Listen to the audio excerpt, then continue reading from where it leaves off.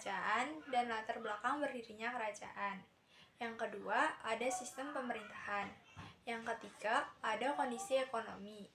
Yang keempat, kondisi sosial dan budaya. Yang kelima, masa kejayaan dan masa kemunduran. Yang keenam, peninggalan kerajaan. Mataram kuno adalah kerajaan Talaskorasi yang berdirinya di Jawa Tengah pada abad ke-8. Kemudian berpindah ke Jawa Timur pada abad ke-10. Pendiri kerajaan ini adalah Sanjaya. Letak kerajaan kuno ini berlokasi di pedalaman Jawa Tengah, di sekitar daerah yang banyak dialiri sungai, seperti Sungai Progo, Bogowonto, dan Bengawan Solo. Kerajaan Mataram berdiri pada abad ke-8. Kerajaan ini dilatar belakangi dengan balas dendam antara Sanjaya kepada keluarga Purbasoro karena telah menenggulingkan Sana, saudara kandung ibu Sanjaya, dari tahta kerajaan Galuh. Pada tahun 732 Masehi, Sanjaya mewarisi tahta kerajaan Mataram dari orang tuanya. Sistem pemerintahan kerajaan Mataram kuno.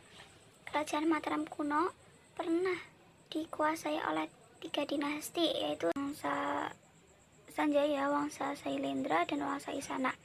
Ketiga penguasa tersebut menerapkan sistem pemerintahan yang berbeda-beda dikarenakan adanya perbedaan mengenai agama yang dianutnya. Jadi, pada Wangsa Sanjaya merupakan pemeluk agama Hindu beraliran Siwa. Pada Wangsa Sailendra menganut agama Buddha, dan pada Wangsa Isana merupakan wangsa yang baru dan didirikan oleh Empu Sindok. Kondisi ekonomi kerajaan Mataram kuno. Kegiatan ekonomi yang paling utama di kerajaan Mataram kuno yang dilakukan oleh masyarakat Mataram kuno adalah bertani, beternak, berdagang, dan membuat kerajinan. Letak kerajaan Mataram kuno yang berada di pesisir Sungai Bengawan Solo yang juga merupakan jalur perdagangan utama di Jawa Tengah membuat kerajaan tersebut memperoleh keuntungan yang besar. Kondisi sosial dan budaya kerajaan Mataram kuno. Kehidupan sosial masyarakat Mataram kuno memiliki kelebihan di bidang seni bangunan atau arsitektur yang berhasil membangun beberapa candi yang besar, indah, dan megah.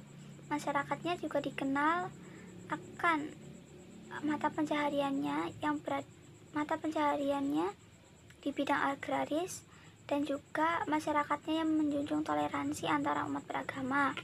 Kemudian pada bidang budayanya, Mataram kuno banyak menghasilkan candi-candi. Pada masa pemerintahan Sanjaya telah dibangun beberapa candi, yaitu Candi Arjuna, Bima, dan Candi Nakula. Kemudian pada masa Rakai Pikatan, masyarakat Mataram kuno membangun Candi Prambanan. Masa kemajuan Mataram kuno. Kerajaan Mataram kuno mengalami masa keemasan ketika dipimpin oleh Raja Balitung pada tahun 898 sampai 9101. Kerajaan Mataram kuno memang dikenal sebagai negara agraris. Hal itu dibuktikan juga dengan peninggalan Candi Borobudur bercorak Buddha serta Candi Prambanan bercorak Hindu. Masa kemunduran Mataram kuno. Kerajaan Mataram kuno mengalami keruntuhan pada tahun 1080, yaitu karena letusan gunung berapi, kekosongan kekuasaan di masa raja terakhir karena sang raja tidak memiliki pewaris tahta, dan kerajaan Mataram kuno juga bermusuhan dengan kerajaan Sriwijaya dengan Wangsa Shailendra. Beberapa peninggalan kerajaan Mataram kuno yaitu Candi Hindu, Candi Buddha, dan Prasasti.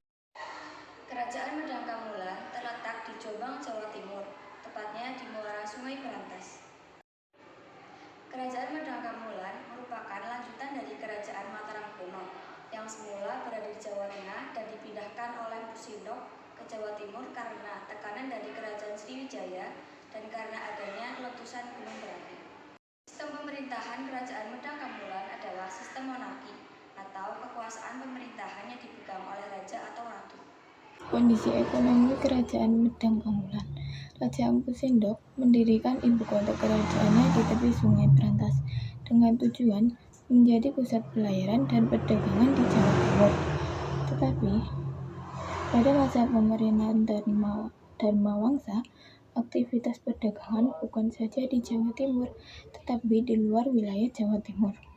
Di bawah pemerintahan Raja Dharma Wangsa, kerajaan Medangkamulan menjadi pusat aktivitas pelayaran perdagangan di Indonesia Timur.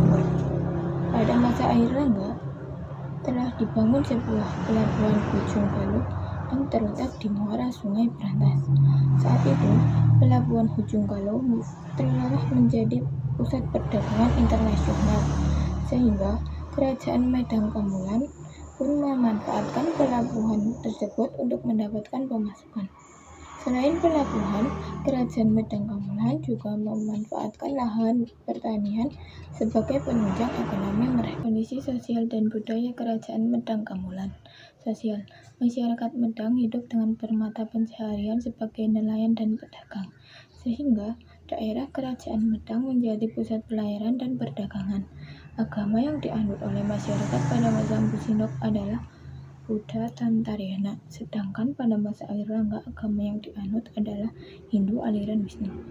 Budaya, dalam bidang toleransi dan sastra, Empu Sindok mengizinkan penyusunan kitab Samyang Kamahayamikan, kitab suci agama Buddha, padahal Empu Sindok sendiri beragama Hindu.